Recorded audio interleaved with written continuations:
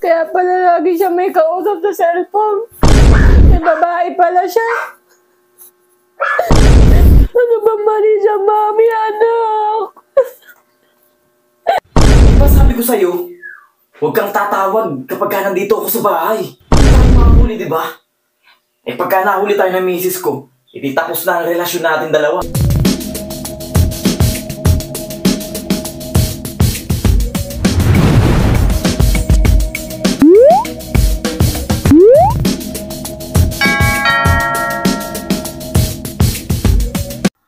Ay,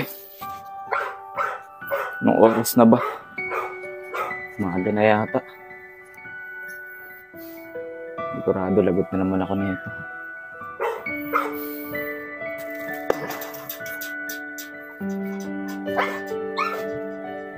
Oras na pala.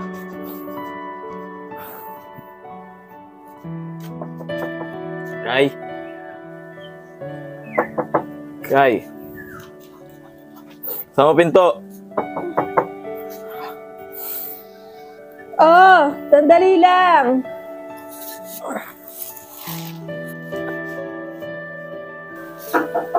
Kai, sama pinto!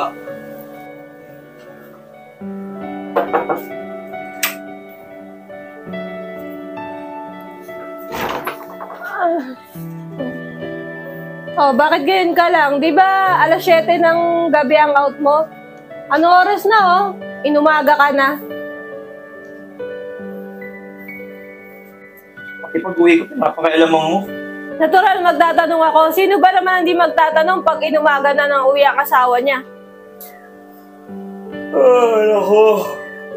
Alam mo, kesa nagbubunga nga ka dyan, timpla mo na lang ang kape para pagkatapos ko magkape, matutulog na ako. Pagod ako sa trabaho eh. Sige na! Tingin pa eh.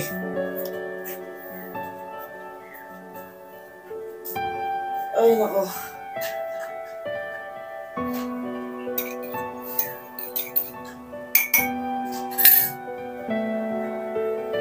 Oh, ito na yung kape mo. Ikaw na nga late umuwi. Ikaw pa galit.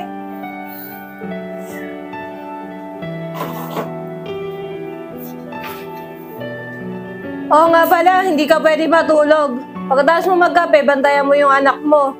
Check up ko nga pala ngayon, aalis ako. Nga pala, may pera ka ba dyan? Nako. Wala akong hawak na pera ngayon eh. Eh, hindi pa kasi kami pinapasahod ng manager namin. Sabi baka next week pa raw eh. Pero, umutang ka muna dun sa ate mo. Baka mapautang ka. Sabi mo, babayaran ko na lang.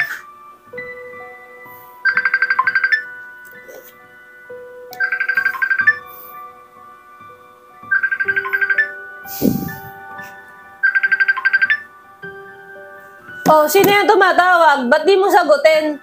Baka importante yan. Wala. Eh, si ano lang. Si manager lang. Tumatawag. Eh, di ko na sinagot. Baka mamaya, papasukin na naman ako. Inumaga na nga ako ng uwi eh. So, magpahinga ngayong araw na to. Ah, ganun ba? O sige, bantayan mo yung anak natin. Pupunta ako kay ate, magbabaka sakali ako, baka may pera.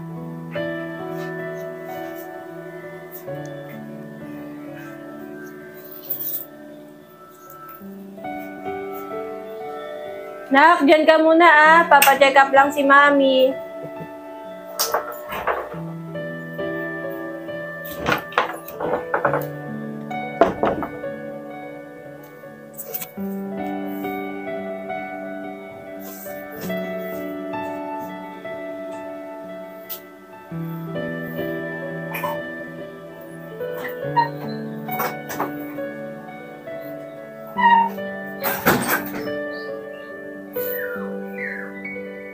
Hello? Hello? Oh, di ba sabi ko sa'yo, huwag kang tatawag kapag ka nandito ako sa bahay. Katabi ko yung misis ko kanina, tumawag ka eh.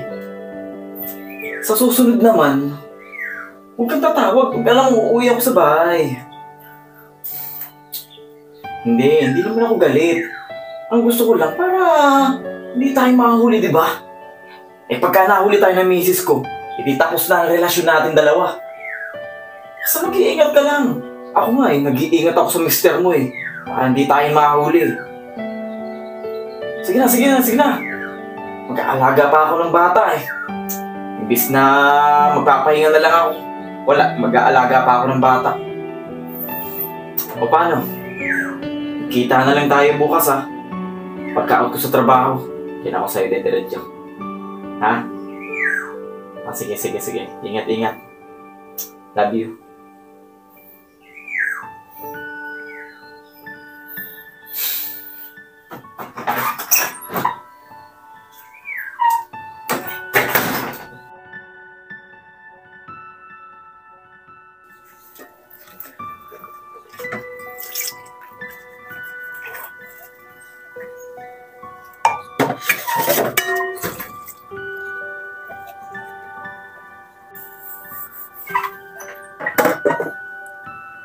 Oh, maya't maya yata nagbabanyo ka. Sama ba pakiramdam mo? O hindi magandang tiyan mo? Ewan ko nga eh. Maramdaman, basta parang kumukulo-kulo yung tiyan ko eh. Minom ka na ng gamot mo. Baka kung ano na yan.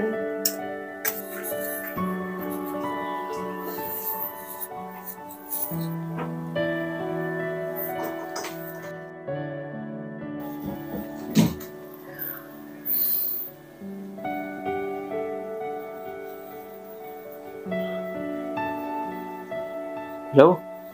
Hello? Oh, ano ka ba?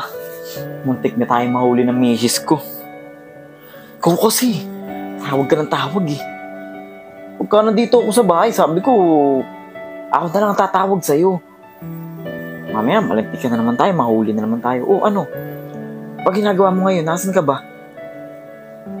Ah, ganun ba? Eh, mamayang hapon pa kasi yung pasok ko eh. Pag inagahan ko naman, mahalata ako ng misis ko. Alam mo naman yan. Masyadong mahinala. Sige, sige, mamaya. Hintayin mo na lang ako dun sa dati nating tagpuan. Pupuntahan kita dyan. Basta hintay-hintay lang ako ng konting oras. Kasi nga, pumupusilit lang ako sa misis ko. Nandun lang siya sa labas eh. Naguhugas ng pinggan. Kaya naman hindi ako masyadong makatawag sa'yo. Ay, text ha. Huwag ka munang masyadong magte-text sa akin kasi inahawakan ng misis ko tong cellphone ko. Basta dadala na lang kita mamaya ng pasalubong. Hindi lang talaga ako makaporma ngayon ng maayos. Dahil nga, saan ba yung charger ko? Lobat na yung cellphone ko eh. Lobat na ako eh. Basta tatawagan na lang kita mamaya. Sige na, mamaya na lang. Ito naman, parang hindi tayo magkakasama mamaya. Sige na.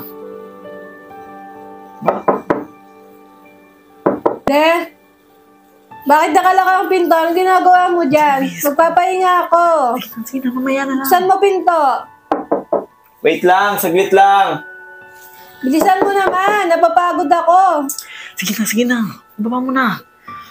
Papahamak pa ako nito sa'yo. Tagal mo naman. O, ito na, buksan ko na.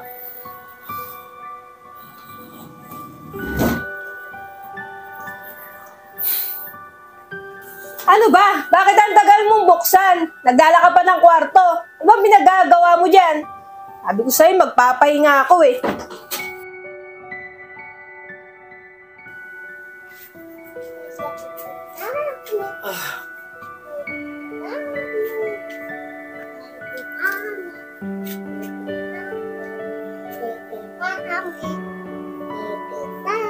Saan nandun na yun? Ay.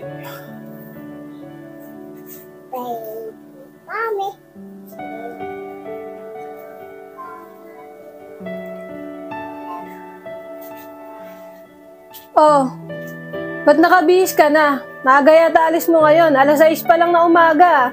Alas 10 pa yung pasok mo. Eh, tinawagan ako ni manager. Kailangan daw, maaga pa lang, nandun na ako. Marami daw trabaho na tatapusin ngayon. O paano? Yan ka na. Kailangan ko ng ngayon. O sige, mag-iingat ka. Sigurado, traffic na naman eh, kaya inagahan ko rin. Ikaw nang bahala Sige din sa na. bahay.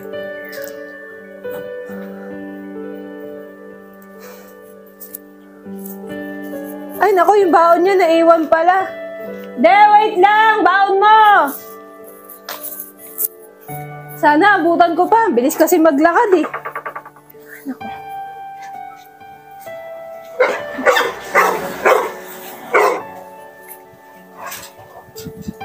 Paalis na ako ng bahay. Huwag na naman tumawag. On the way na ako eh. Oo, mamaya. Magkikita rin tayo. Inagahan ko na nga yung pasok eh para matagal-tagal mo akong makasama eh. Pagkatapos natin ha, diretso na ako ng trabaho ha. Ikaw naman, masyado mo naman akong namimiss. Oo, pagdating ko dyan, sige. Kahit anong gawin mo, alam problema. Basta, pagdating ko dyan ha, may pagkain na nagugutom na kasi ako, hindi pa ako nag-uumagahan. Pagising ko, naligo na agad ako, bumiyahe na para makita na agad kita. Miss na kasi kita eh. Oo, sige na. Kaya pala lagi kang maaga pumasok. Tapos inuumaga ka pa ng uwi. May babae ka pala.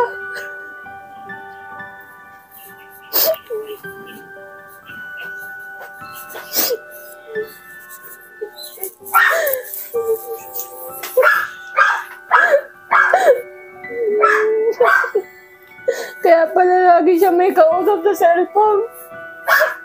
May babae pala siya. Ano bang maling ginawa ko?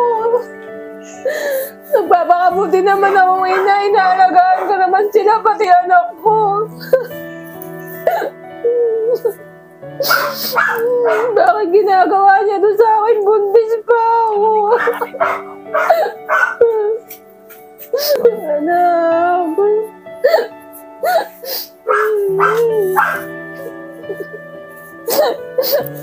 Anak ni Daddy.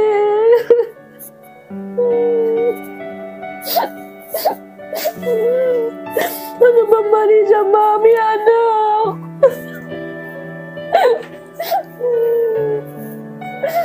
Ginagawa ko naman ang lahat.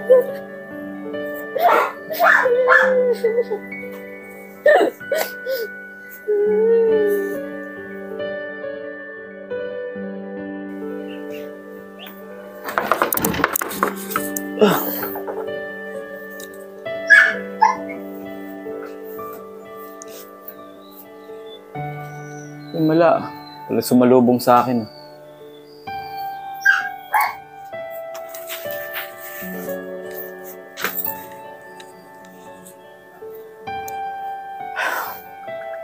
Saan kaya sila? Walang tao.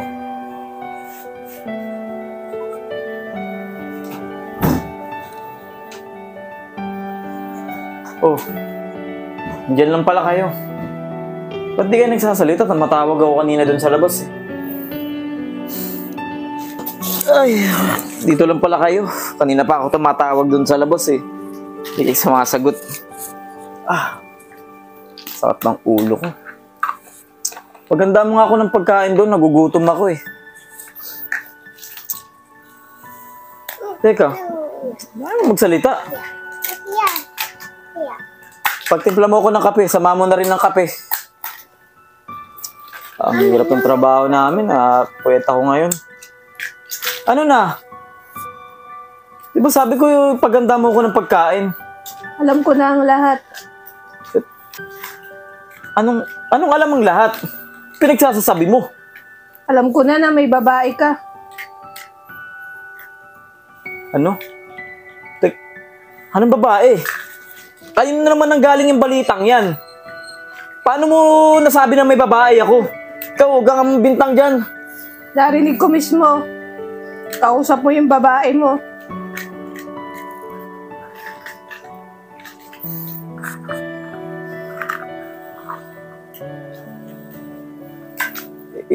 Katrabaho ko lang yun. Hindi totoo yan. Katrabaho ko lang yun. Huwag ka na magsinungaling. Rinig ko at kitang-kita ko kausap mo.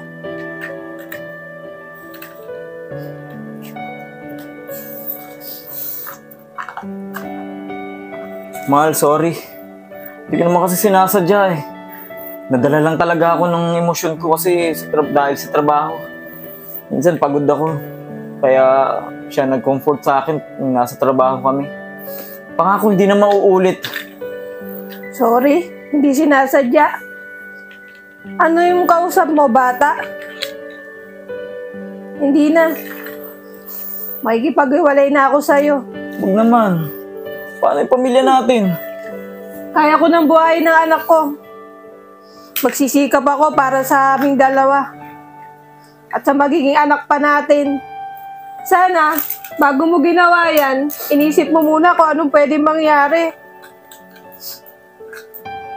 Mamayang gabi, mag-iimpake na kami at aalis na kami. Huwag naman baka kaya pa natin ayusin to. Ayoko mawala kayo sa akin dalawa. Hindi na, Jex. Nakapag-desisyon na ako. Aalis kami mamaya.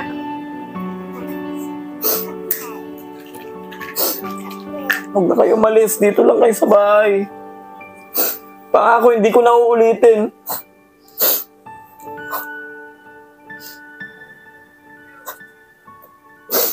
Patawarin mo na ako. Pangako, hindi na talaga ako mambababae kahit kailan. Patawarin mo na ako.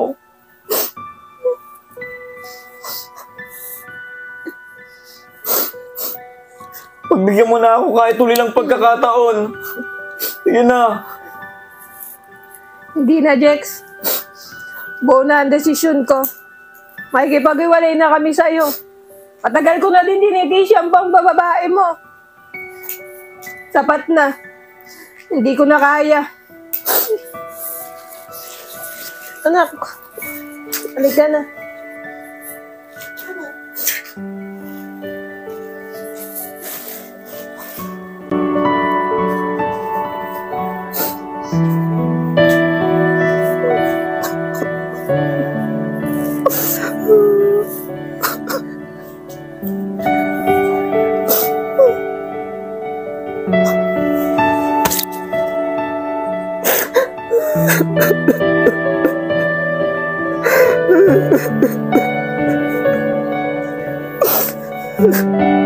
Oo, nabibigay mo ang pangailangan namin. Pero ganun na lang ba yon? Magagawa mo na lahat ng gusto mo? Nasasaktan ako. Talagang masasaktan ka! Ano ba? Nasasaktan ako! Hindi na, Jex. Sawang-sawa na ako sa ugali mo. Habang tumatagal, pabago ka ng pabago. Hindi ko talaga kayang pagtaksilan yung anak ko. Lalong-lalo na yung asawa ko.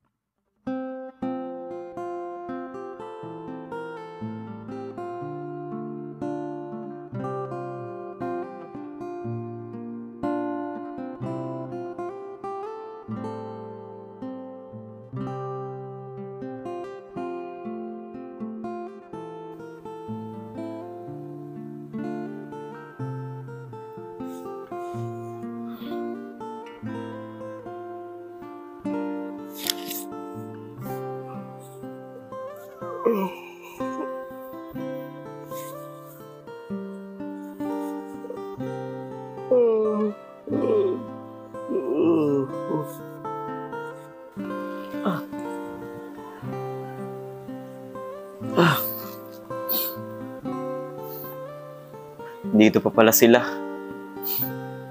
Kala ko, iniwan na nila ako eh. Buti na lang, di nila ako natiis. Naku, anong oras na pala?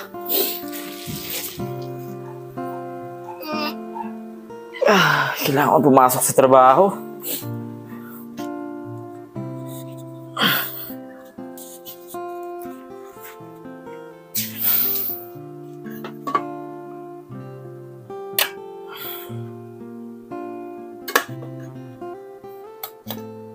Yun. Buti may kanin pa.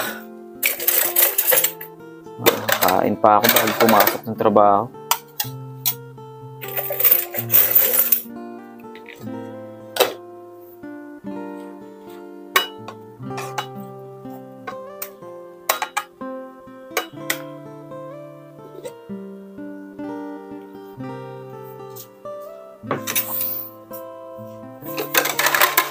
Bigyan ko na pala dito ko na pala ilagay yung ulam ko.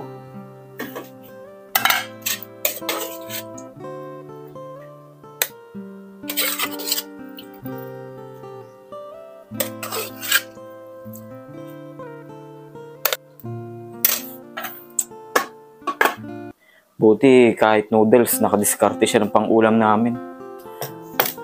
Kahit wala akong nabibigay na pera, nagkakaroon ng ulam.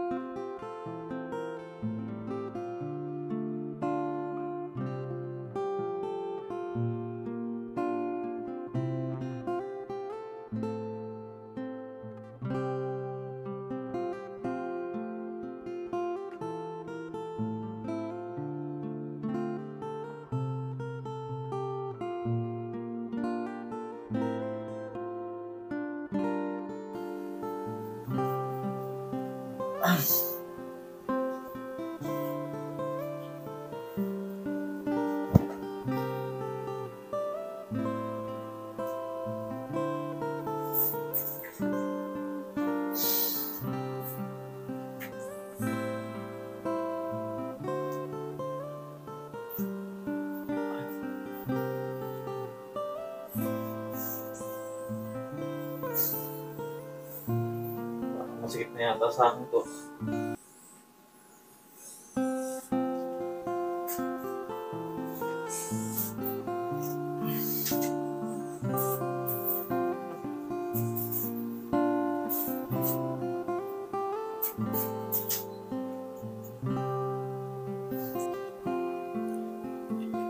Ay, nako. Pasok na naman sa trabaho.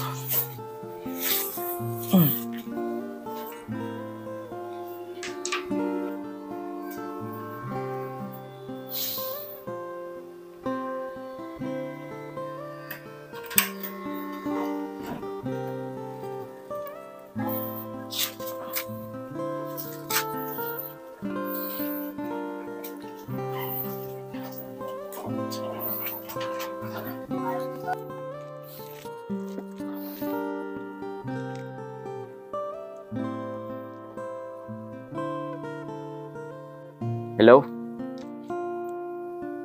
May gusto ako sabihin sa'yo eh. Nalaman na ng misis ko na may relasyon tayo. Hindi ko rin alam kung paano nalaman.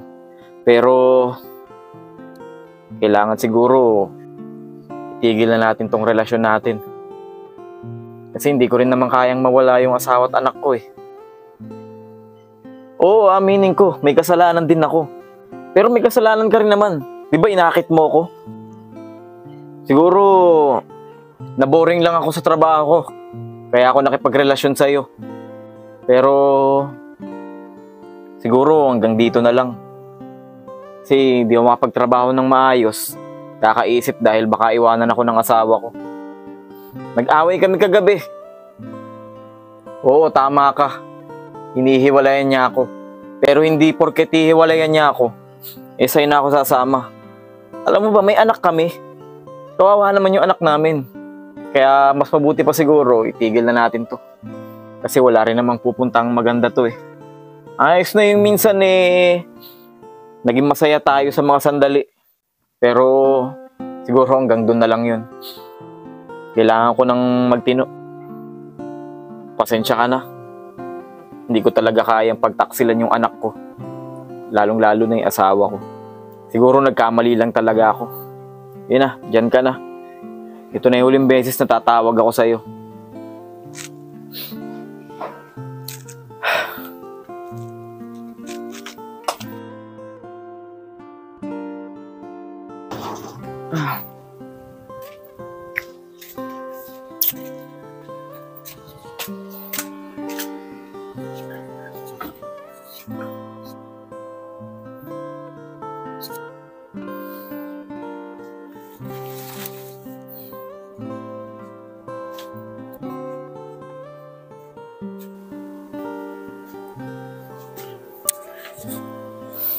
Kumusta ka?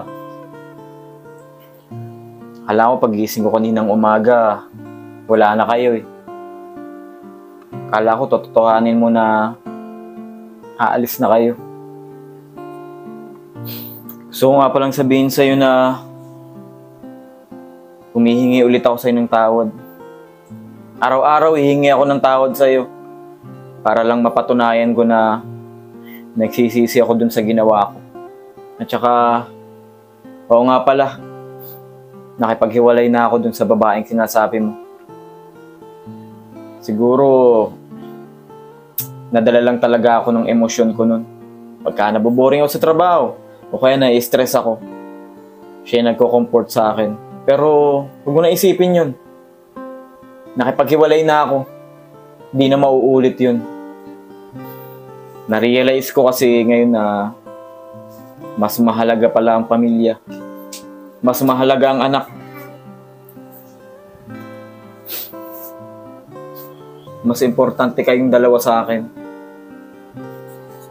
Kaya sana mapatawad mo ako. Ayoko rin naman na mawalan ng ama itong anak natin. Ayoko rin masira yung pamilya na matagal nating pinaghirapan. Kaya sana, patawarin mo na ako.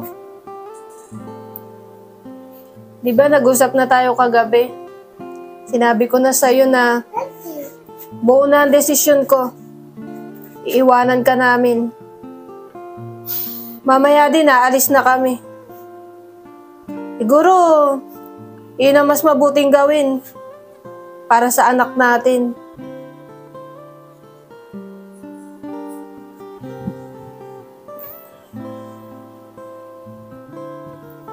Huwag mo na akong iwan. Parang awa mo na. Hindi ko talaga kaya na mawala kayo eh. Gusto ko kasama ko kayo araw-araw. Hindi na, Jex. Nakapag-desisyon na ako. Aalis na kami. Maraming beses mo na yung ginawa. At sigurado ako, maulit at mauulit pa rin yan. Hindi na ako masaya sa buhay na meron tayo ngayon. Ayoko na magtiis. Diyan ka na. Aalis na kami.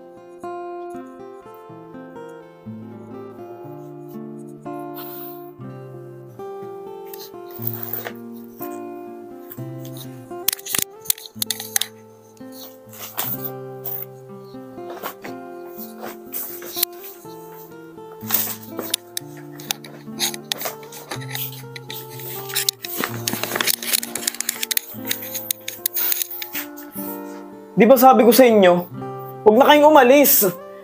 Hindi ko kaya na umalis kayo dito eh. Nahihirapan ako kapag kaganyan ang ginagawa mo. Tumigil ka nga, ibalik mo yung mga gamit mo doon. Hindi na. Aalis na kami. Arya naman, hindi pwede. Ano Ba, ba? Jex? Nasasaktan ako. Talagang masasaktan ka. Ano ba? Nasasaktan ako. Hindi ka pwedeng umalis dito ah.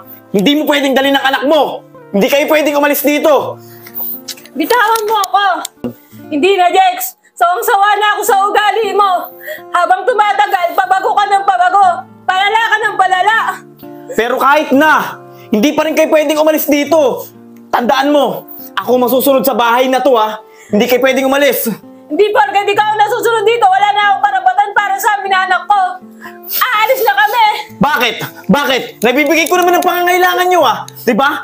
Lahat ng kailangan mo, lahat ng gusto mo, nabibili ko. Bitawan mo ako! Oo, nabibigay mo ang pangailangan namin. Pero ganun na lang ba yun? Magagawa mo na lahat ng gusto mo? Lolokohin mo na ako, pati ang anak mo? Sasaktan mo pa ako? Ganun na lang ba yun, Jex? Kung dahil lang sa binibigay mo, kaya tayo magsasama, hindi na. Kaya ko din ibigay sa sarili ko yan. At kayang-kaya kong mag-provide para sa amin ng anak ko. Hindi! Tandaan mo! Hindi ko kayo hayaang umalis! Bitawan mo ako!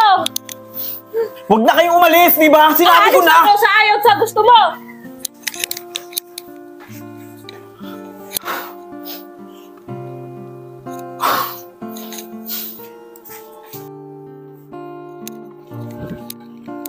Let's go, Suyin. We're going to Mama and Papa.